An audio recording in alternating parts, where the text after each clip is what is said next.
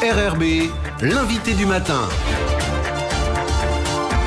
Bonjour Elisabeth Noir. Bonjour Lionel. Votre invitée ce matin, Patricia Van Rijswijk, adjointe au maire de Nouméa en charge de l'état civil. Patricia Van Rijswijk, bonjour.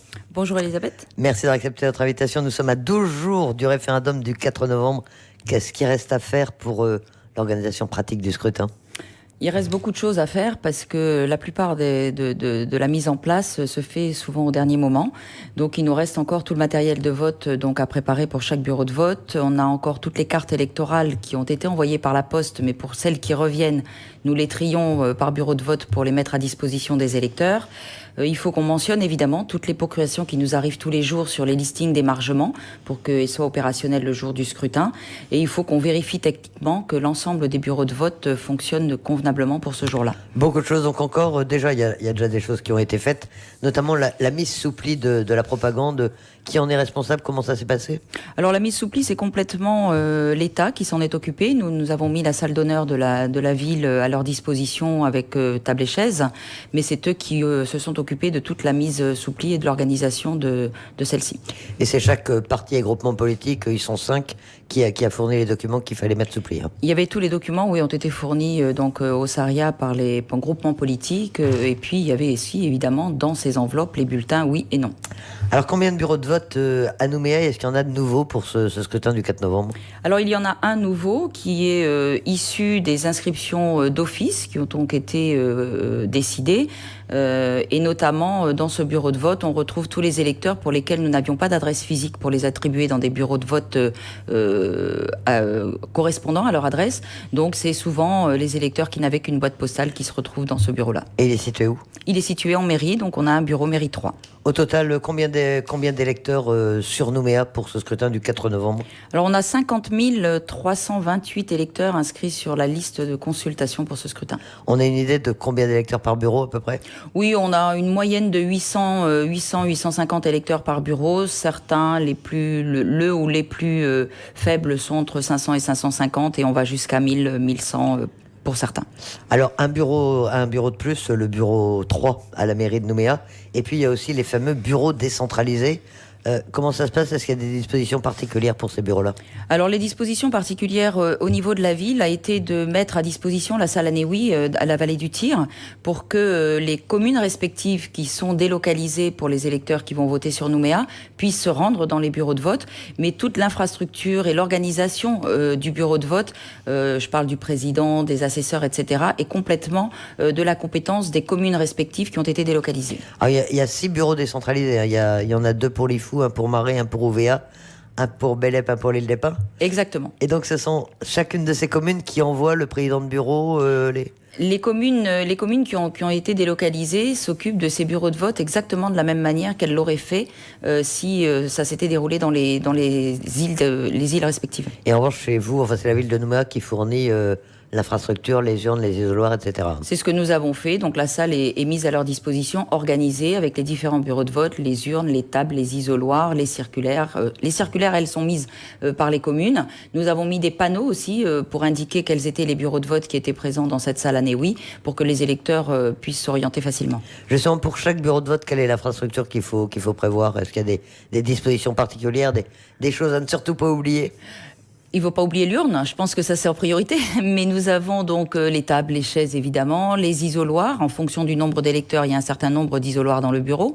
Il faut mettre toutes les circulaires, afficher toutes les circulaires relatives au scrutin et au scrutin en général, et puis avoir un téléphone, enfin des choses qui sont pratiques comme ça que nous sommes chargés de vérifier. Les panneaux électoraux sur lesquels il y a là aussi la propagande, c'est vous aussi qui vous en occupez, c'est la ville de Nouméa? Tout à fait, d'ailleurs ils sont déjà installés sur chaque lieu de vote, donc tous les panneaux sont installés. Il y en a 5 pour les 5 groupements politiques qui puissent y apposer leurs affiches.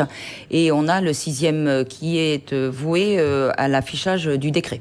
Et qui en est responsable de la gestion? C'est chaque groupement ou parti politique qui s'occupe de son tableau? Vous n'intervenez pas à ce niveau-là? Nous gérons les panneaux et les partis politiques s'occupent de leurs affiches et de vérifier que leurs affiches, s'il y a un problème quelconque le temps qu'elles sont affichées jusqu'au scrutin, c'est de leur responsabilité. Oui, tout à fait. Alors, qui sont les assesseurs dans les bureaux de vote de Nouméa? Alors, les assesseurs sont désignés par les groupements politiques. Donc, comme 5 groupements politiques ont été reconnus pour ce scrutin, nous pouvons avoir dans chaque bureau de vote jusqu'à 5 assesseurs être proposés. Et pour l'instant, vous avez déjà les listes, vous avez déjà les noms, ou ça va se faire au dernier moment? Ça se fait plus ou moins au dernier moment. On a déjà une idée du nombre d'assesseurs qu'on pourrait avoir Moi, j'ai voulu m'assurer qu'on puisse ouvrir le bureau, puisque pour ouvrir le bureau de vote, il nous faut impérativement un président, 2 assesseurs et un secrétaire. En l'occurrence, je pense qu'on les aura, sachant que la date limite de dépôt des listes des assesseurs est fixée au 1er novembre à 18h. 1er novembre, jour férié, mais évidemment, étant donné les circonstances, tout fonctionnera normalement à la mairie, enfin, en tout cas pour préparer le scrutin. Pas dans tous les services, probablement, mais en tout cas, au niveau du service des élections, c'est clair qu'on n'aura pas de pont, mais on sera sur le pont. Alors, c'est un scrutin qui, on le sait, est placé sous haute surveillance avec les commissions de contrôle, les observateurs de l'ONU. Comment ça se passe? Est-ce qu'à Nouméa, ils vont être présents également dans les différents bureaux? Alors au niveau de la commission de contrôle, effectivement, on aura un délégué de la commission de contrôle dans chaque lieu de vote, hein, c'est-à-dire que les écoles où on a un bureau 1, bureau 2, il n'y aura qu'un délégué de contrôle qui sera présent toute la journée pour veiller au bon déroulement du scrutin et le cas échéant répondre à certaines questions, apporter un peu des précisions sur ce scrutin. Les observateurs de l'ONU présents à Nouméa aussi, éventuellement? Alors a priori oui, mais en nombre moins important parce que ils vont plutôt tourner dans les différents bureaux de vote pour voir un peu comment se déroule le scrutin. Alors vous en parliez tout à l'heure, la distribution des cartes électorales, comment ça se passe? Alors à Nouméa, vous les avez envoyées, il ne fallait pas que les gens aillent les chercher. On en est où? Alors les cartes électorales ont été envoyées en début de semaine dernière, donc beaucoup d'entre nous les avons reçues. Pour ceux qui ne les ont pas eues, elles sont revenues en mairie et c'est ce que je disais, nous les trions au quotidien puisqu'on peut le faire en amont afin de pouvoir les mettre à disposition des électeurs qui viendront voter le 4 novembre et qu'ils puissent récupérer cette carte le jour J. Elles seront dans les bureaux de vote, celles qui n'ont pas été récupérées? Oui, tout à fait. Et alors les électeurs qui s'aperçoivent aujourd'hui, qui ne reçoivent pas de carte d'électeur et qui s'aperçoivent par le même biais qu'ils n'ont pas été inscrits sur les listes électorales. Il y en a encore. Qu'est-ce qu'ils peuvent faire? Est-ce qu'ils ont une possibilité?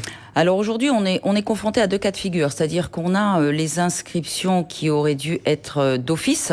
Donc là, c'est plutôt du ressort de l'erreur matérielle. Et dès lors que c'est une erreur matérielle, ils ont la possibilité de se renseigner auprès du Haut-Saria et auprès de la commission de contrôle pour que leur situation soit revue et le cas échéant étudiée et éventuellement proposer d'être inscrits.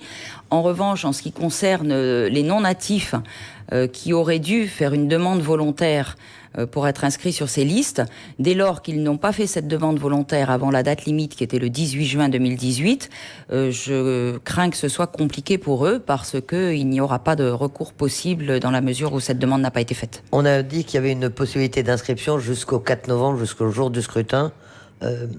Comment est-ce que ça va se concrétiser? Cette possibilité d'inscription jusqu'au jour du scrutin passe par la commission de contrôle et, le cas échéant, par le tribunal.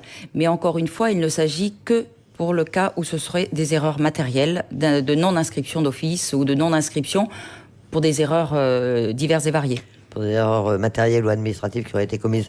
Les procurations, ça se passe comment? Est-ce que vous en avez déjà reçu beaucoup? Est-ce que les gens peuvent encore les établir? Oui, alors à aujourd'hui, on a déjà reçu 2530 procurations valides, donc qui ont été apposées sur les listings d'émargement. En revanche, c'est très compliqué de les recevoir parce que les gens font la démarche. Bon, évidemment, à l'extérieur, hein, soit en métropole, soit dans des pays étrangers, consulats, ambassades, etc.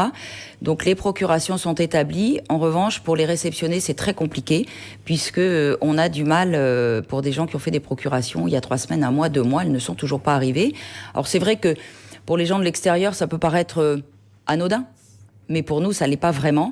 Donc, je crois qu'il faut que les électeurs qui sont mandataires, donc qui auraient reçu une procuration qui a été établie, je les engage vivement à appeler le service des élections pour vérifier que la procuration qu'ils ont eue, pour laquelle on en a établi une, a bien été réceptionnée en mairie.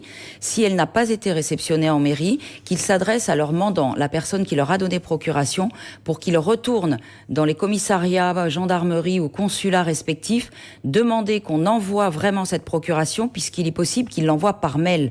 Donc vous savez bien que par mail, ça prend quand même pas beaucoup de temps. Donc c'est quelque chose qui est fortement conseillé.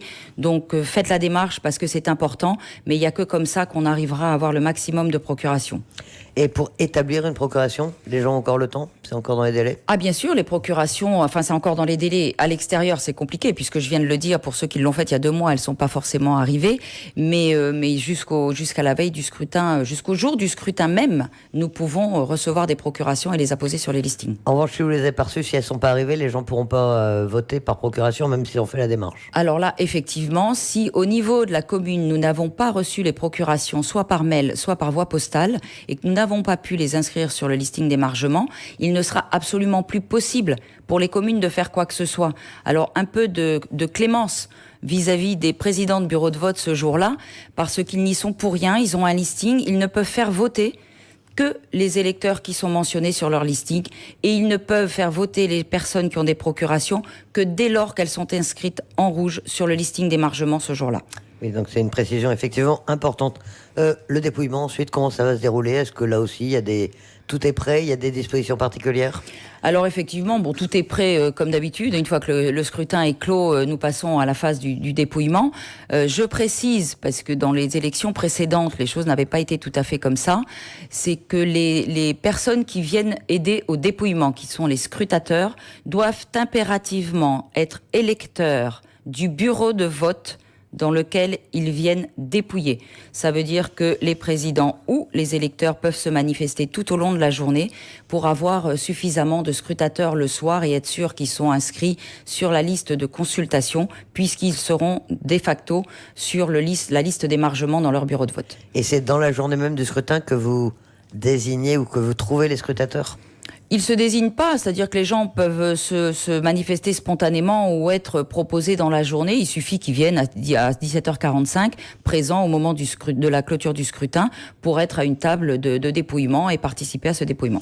Et ensuite, le résultat de ces 53 bureaux de vote de Nouméa sont acheminés vers le bureau central, vers l'hôtel de ville? Les 57. Pardon. On en a 4 de plus 57. que 53.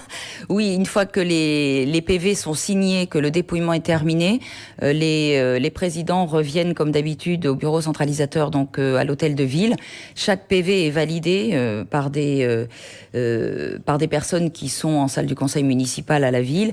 Et dès lors que le PV est validé, le résultat est enregistré dans les tableaux. Résultat provisoire en attendant la proclamation officielle du résultat du référendum le lendemain, le lundi. Exactement. C'est un scrutin particulier, bien sûr. On a parlé de ce rendez-vous historique. Il y a une pression particulière quand on doit le préparer, l'organiser?